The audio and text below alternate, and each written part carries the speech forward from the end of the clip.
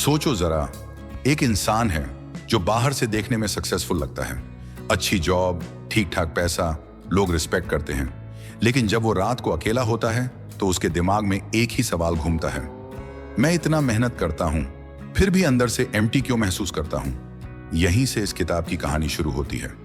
Ryan गॉटफ्रिडसन कहता है, हम में से ज्यादातर लोग अपनी लाइफ की गलत प्रॉब्लम को फिक्स करने में लगे रहते हैं। हम सोचते हैं अगर सैलरी बढ़ जाए तो सब ठीक हो जाएगा, अगर हैबिट स्ट्रांग हो जाए तो लाइफ बदल जाएगी, अगर मोटिवेशन आ जाए तो सक्सेस मिल जाएगी। लेकिन सच ये है, प्रॉब्लम बाहर नहीं अंदर होती है। रायन एक कॉन्सेप्ट बताता है, सरफेस लेवल इंप्रूवमेंट, मतलब टाइम मैनेजमेंट सीख लेना, पॉजिटिव थिंकिंग पढ़ लेना, प्रोडक्टिविटी हैक्स फॉलो कर लेना। ये सब खराब नहीं है, लेकिन ये सिर्फ ऊपरी परत को बदलते हैं। असल सवाल ये है, तुम डिसीजंस कैसे लेते हो, तुम प्रेशर में कैसे रिएक्ट करते हो, तुम क्रिटिसिज्म सुनकर क्या फील करते हो। यहीं से शुरू होती है माइंडसेट की असली लड़ाई। माइंडसेट जो दिखता नहीं लेकिन सब कंट्रोल करता है। रायन माइंडसेट को सिंपल शब्दों में डिफाइन करता है, माइंडसेट वो लेंस है जिससे तुम दुनिया को देखते हो। अगर लेंस गंदा है तो दुनिया चाहे कितनी भी अच्छी हो, तुम्हें सब ब्लरी ही दिखेगा।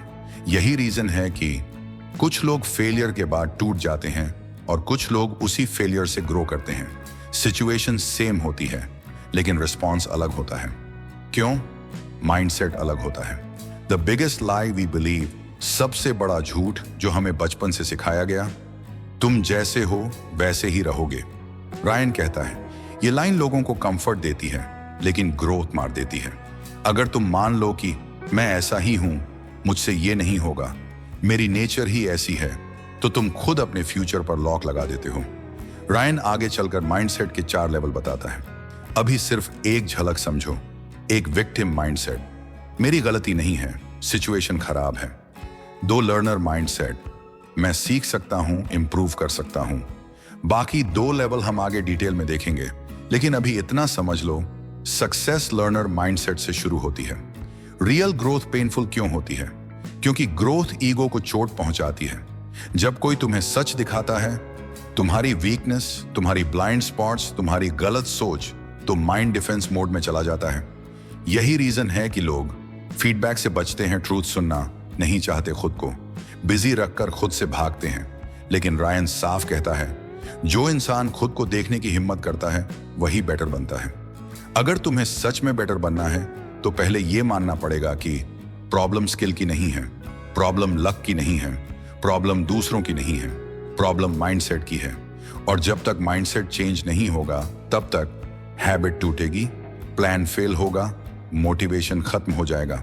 अब जरा खुद से एक ईमानदार सवाल पूछो, जब लाइफ में कुछ गलत होता है तो तुम्हारा पहला रिएक्शन क्या होता है? मेरी गलती नहीं है, किस्मत ही खराब है, लोग ही गलत हैं, या फिर मुझे समझना होगा कि मैंने क्या मिस किया। यहीं से पता चलता है कि तुम माइंडसेट के किस लेवल पर हो। रायन गॉटफ्रिडसन कहता है, हर इंसान इन 4 लेवल्स में से किसी एक पर ऑपरेट करता है। और सबसे डेंजरस बात यह है कि ज्यादातर लोग पहले लेवल पर रहते हुए खुद को लास्ट लेवल समझते हैं। लेवल 1, विक्टिम माइंडसेट, सबसे खतरनाक। ये माइंडसेट चुपचाप तुम्हारी लाइफ खा जाता है। विक्टिम माइंडसेट वाले लोग ओपनली ये नहीं कहते कि मैं विक्टिम हूं, लेकिन उनकी थिंकिंग कुछ ऐसी होती है, मेरे साथ ही ऐसा क्यों होता है, मेरे बॉस ही खराब हैं, सिस्टम ही गड़बड़ है, मेरे पास रिसोर्सेज नहीं है। इन लोगों की सबसे बड़ी प्रॉब्लम क्या है? ये रिस्पॉन्सिबिलिटी नहीं लेते। अगर सक्सेस मिले क्रेडिट खुद को, अगर फेलियर मिले ब्लेम दूसरों को। विक्टिम माइंडसेट इंसान को वीक नहीं बनाता, ये इंसान को अंधा बना देता है। क्योंकि जब तक तुम दूसरों को दोष देते रहोगे, तुम खुद को बदलने की जरूरत ही नहीं समझोगे। और जो इंसान खुद को नहीं बदलता, उसकी लाइफ भी नहीं बदलती। लेवल 2, लर्नर माइंडसेट, यहीं से ग्रोथ शुरू होती है। अब सीन बदलता है। लर्नर माइंडसेट वाला इंसान पूछता है, इस सिचुएशन से मैं क्या सीख सकता हूं, मैंने क्या बेहतर कर सकता था, अगली बार मैं क्या अलग करूंगा। यह माइंडसेट परफेक्ट नहीं होता, लेकिन ऑनेस्ट होता है। ये लोग कहते हैं, मुझसे मिस्टेक हुई, मुझे इंप्रूव करना होगा। और यही लाइन इंसान को भीड़ से अलग करती है। रायन एक पावरफुल बात कहता है, लर्नर माइंडसेट वाला इंसान हारता है लेकिन टूटता नहीं, क्योंकि उसकी नजर रिजल्ट पर नहीं, प्रोसेस पर होती है।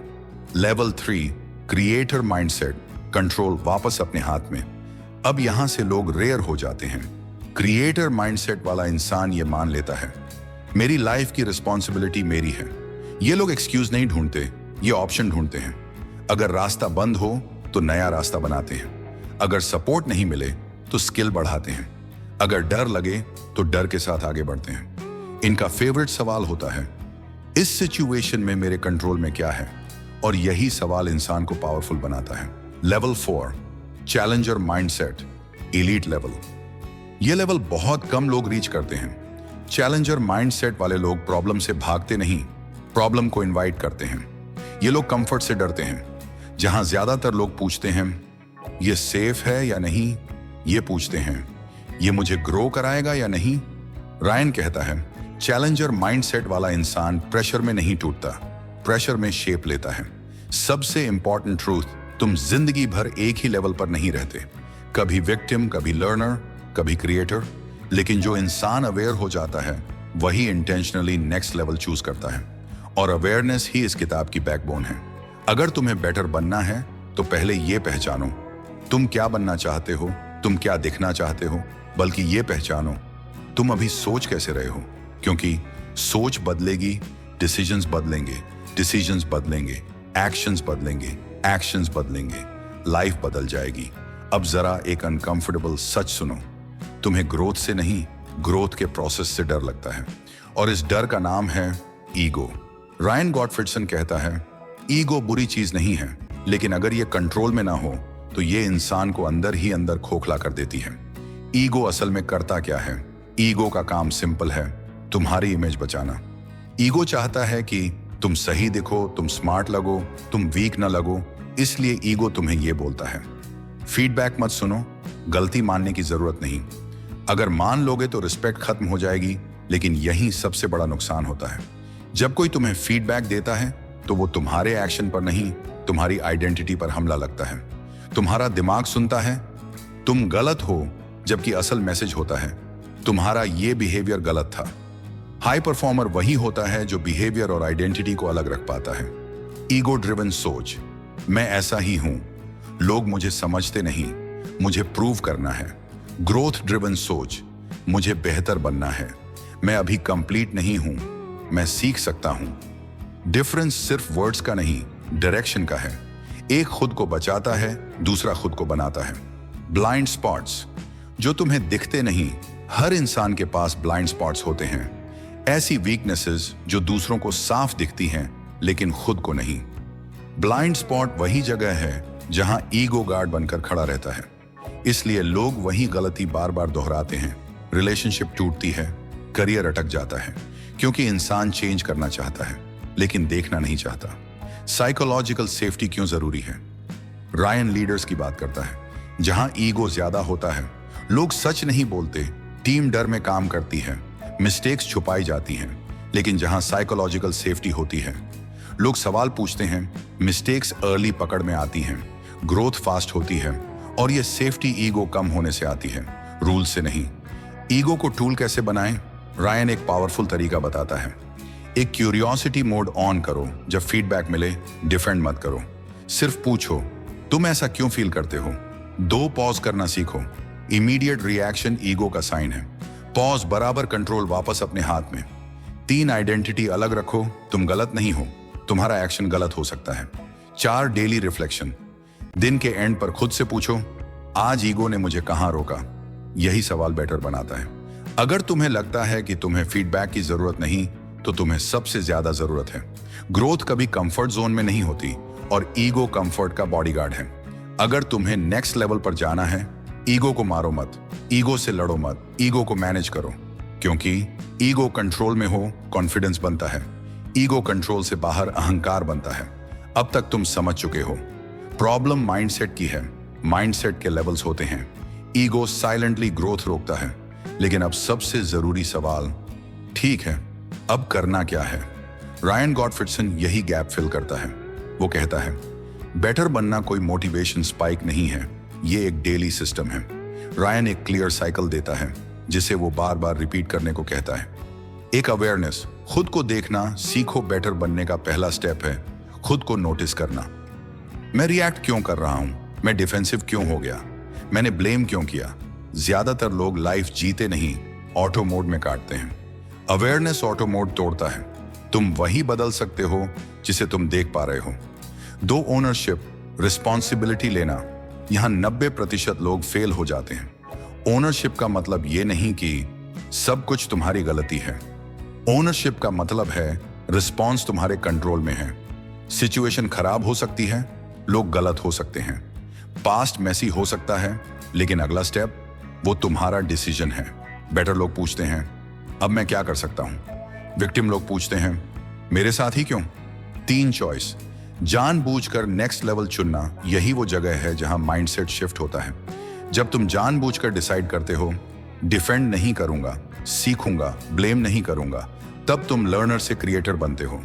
माइंडसेट कोई फीलिंग नहीं, ये एक चॉइस है। हर दिन, हर सिचुएशन में 4 एक्शन। परफेक्ट नहीं, प्रोग्रेस बेटर। लोग वेट नहीं करते परफेक्ट प्लान का, परफेक्ट टाइमिंग का, परफेक्ट कॉन्फिडेंस का। वो इम्परफेक्ट एक्शन लेते हैं क्योंकि एक्शन क्लैरिटी लाता है, सोच नहीं। छोटा स्टेप भी चलेगा, लेकिन स्टेप होना चाहिए। अब सबसे प्रैक्टिकल बात, कंसिस्टेंसी मोटिवेशन से नहीं आती, ये आइडेंटिटी से आती है। अगर तुम खुद को कहते हो मैं डिसिप्लिन्ड हूं, मैं लर्नर हूं, मैं ग्रो करता हूं, तो बिहेवियर फॉलो करता है। पहले इंसान बदलता है, फिर हैबिट टिकती है। Daily 5 minute better routine. Ryan एक सिंपल रूटीन सजेस्ट करता है। 1 मिनट रिफ्लेक्शन, आज मैं किस माइंडसेट में था। 2 मिनट लर्निंग, मैंने आज क्या सीखा। 1 मिनट ऑनरशिप, मैं क्या बेहतर कर सकता था। 1 मिनट इंटेंशन, कल मैं किस लेवल पर एक्ट करूंगा। बस इतना, कोई हैवी प्लान नहीं। बेटर बनने का मतलब ये नहीं तुम कभी फेल नहीं करोगे, तुम हमेशा कॉन्फिडेंट रहोगे। बेटर बनने का मतलब है तुम सच से भागोगे नहीं, तुम खुद को धोखा नहीं दोगे, तुम ग्रोथ को डिले नहीं करोगे। रायन किताब का अंत एक लाइन से करता है, becoming better is not about being perfect, it's about being honest. Final core message, अगर इस पूरी बुक से एक बात याद रखनी हो, बेटर बनना टैलेंट नहीं है, बेटर बनना लक नहीं है, बेहतर बनना choice plus awareness plus ownership है। और अच्छी बात यह है, ये चॉइस तुम आज भी ले सकते हो, अभी, यहीं से। अगर आपने अपने आप को किसी एक लाइन में भी पहचान लिया है, तो समझ लीजिए ये वीडियो यहीं खत्म नहीं होता, ये आपकी शुरुआत है। अभी इस वीडियो को लाइक कीजिए ताकि ये मैसेज और लोगों तक पहुंचे, और YouTube चैनल एडन केयर को सब्सक्राइब कीजिए, क्योंकि यहां हर वीडियो आपको थोड़ा नहीं, हर दिन बेहतर बनाएगा। कमेंट में सिर्फ एक शब्द लिखिए, बेटर, ताकि मैं जान सकूं कि आप भी खुद को बदलने का फैसला कर चुके हैं। और हाँ, इस वीडियो को उस इंसान के साथ जरूर शेयर कीजिए जिसे आज इसकी सबसे ज्यादा जरूरत है। मिलते हैं नेक्स्ट वीडियो में।